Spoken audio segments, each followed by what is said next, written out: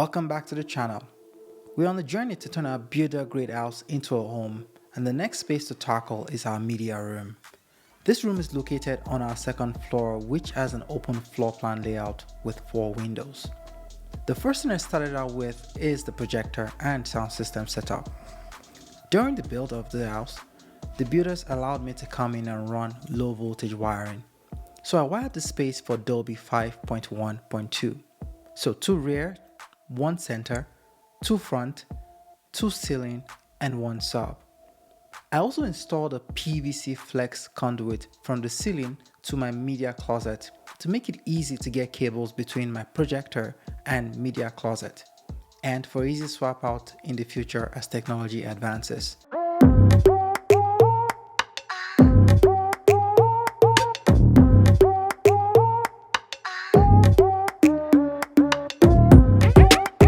The media closet will house all of my media gear. I ran a single 8K HDMI cable for video and an optical cable for audio between the projector spot and the media closet. Technically, the HDMI cable can run both audio and video in a single cable, but I like the reliability of optical cable. For my projector, I reused my BenQ HT3550i 4K projector, which I brought over from my old house. I used Projector Central to make sure that the specification of the projector aligns with the dimension of my space and the screen size. You can do a lot of fine tuning here to determine the best projector for your space. My space has a depth of 3.6 meters and a width of about 5 meters. The HT3550i has a telephoto, zoom, and wide lens, making it very versatile to get a different screen size even at a fixed distance.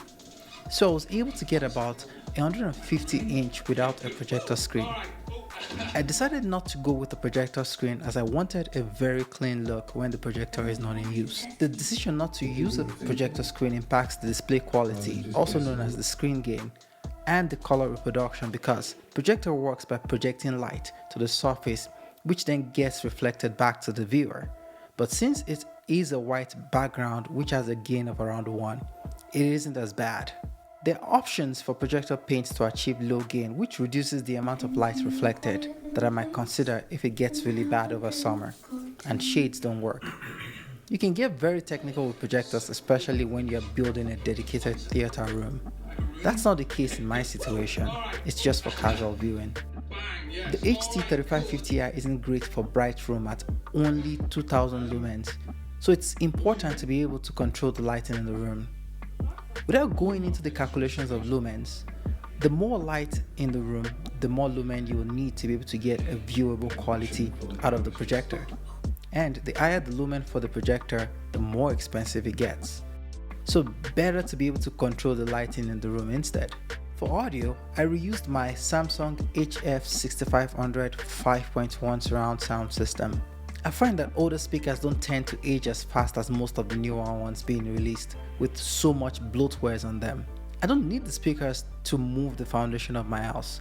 I just need it to be good enough to enjoy a surround sound experience with any movie, which this sound system provides. For ambience, we contemplated wall art, but I suggested we try something different by using a combination of Nanoleaf Lines and Shapes instead, since we had leftovers from my office project. We decided to go with both black lines and shapes to achieve a contrast with the white wall. Once that was all done, it was time to consider shade options.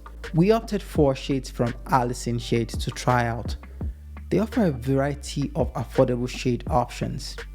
I made mistakes with measurements when I ordered shades in my previous house, so I was determined to make sure I don't make that mistake again. A slight offset in the measurement can mean the difference between how much light seeps through the edge of the shade. Most smart shades don't offer edge-to-edge coverage because of the controller. So I measured all the way to the 1/8 for every window. Even though some windows are the exact same, they also add very small differences in dimension. Once we had our measurements, we placed the order and it arrived within 2 weeks. The package was extremely smaller and lighter than previous shades from my old house when they arrived, so I was a little bit worried about the quality. So me and my little minions dived right into unboxing the shades. So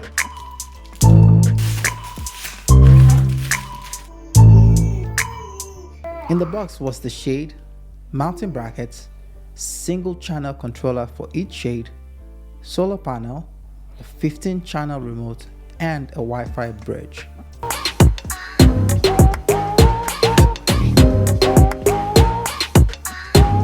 The first thing I did, as you should with any tech that has a lithium battery, is to fully charge it before your first use. While it was charging, we took out our temporary IKEA Schultz covering. For the installation, the shades uses two brackets that screw into the window frame using two screws, and the shade just snaps in place. Now, because my measurements were exact for every single window, these blinds fit snug in place without the need for the bracket. For the solar panels, we waited until the following morning to install them.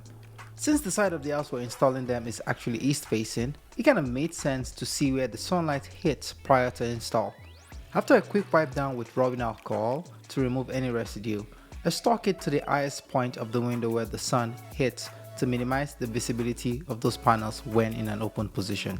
Using the provided single channel remote, the minimum and maximum height can be programmed. This solar panel uses 433 MHz channel remote, so they do not connect directly to any communication platform. However, with the provided 433 to Wi-Fi hub, it integrates directly with the Smart Life /Tuya app, which can then be integrated into Google, Amazon, SmartThings, and Home Assistant for automation. Because this blind uses 433 remotes, the blind can go out of sync when controlled from different devices.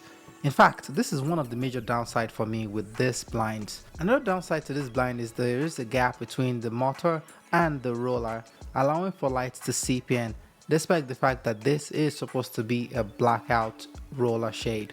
Now, this can be solved with the inclusion of a cassette. I reached out to Allesin about this and I was told they were working on this. Once it was all installed, it was time to set up automations using a combination of sensors. I really like the Eve motion sensors as I found it to be the most reliable matter over thread motion sensor. I set up automations for the Nanoleaf lines and mirrors to turn them on when lux levels are below 250 and motion is detected, and then to turn them off when motion stops. Throughout the day, it stays on and runs on a circadian rhythm, changing from white throughout the day all the way down to a warm white in the evening. Dynamic lighting is just something I personally love to use across all of my lights. For the projector, sound system, and my Fire Stick, I automated it using Logitech Harmony. Damn it. Okay, I'll be right back. I need to make a quick trip to Costco. I'm back. I swapped the Fire Stick for an Apple TV because I really don't want to pay for another Netflix subscription because we share a Netflix account in my household. I also hate the fact that Amazon has been pushing a lot of ads across all of their platforms late, and I don't like to see ads much. The Apple TV integrates so much better with my smart home systems. It works with my Netflix account, I can view all my cameras, get status updates, control all other devices, and it's more reliable and stable. Okay, let's go back to automation. When the projector scene is activated and lux level is higher than 20, it closes all the blinds, turn off all the lights, and dim the brightness of my Nanoleaf lights. But if it's less than 20, it means it's already evening or nighttime, or it's an overcast state, so the lighting shouldn't be impacted. However, with the 15-channel remote or voice control, I can close all the blinds. With the Apple TV, I can use additional features like turning on the light when the TV is paused and turn it off when the TV plays back. Now, this can be useful if you need to get up and go do something and you need a place lit up. For those paintings on the wall, they were done by my wife Dara. She bought blank paper from dollar store and used leftover wall paint from other DIY projects. Honestly, I didn't have much faith when she told me that she was planning to do this, but looking at how it turned out, I think she did a pretty good job and looks quite nice in the space. This space will continue to evolve with time as our needs keep changing. I'll bring you guys with the journey as well, and I'll catch you guys in the next video. Thanks.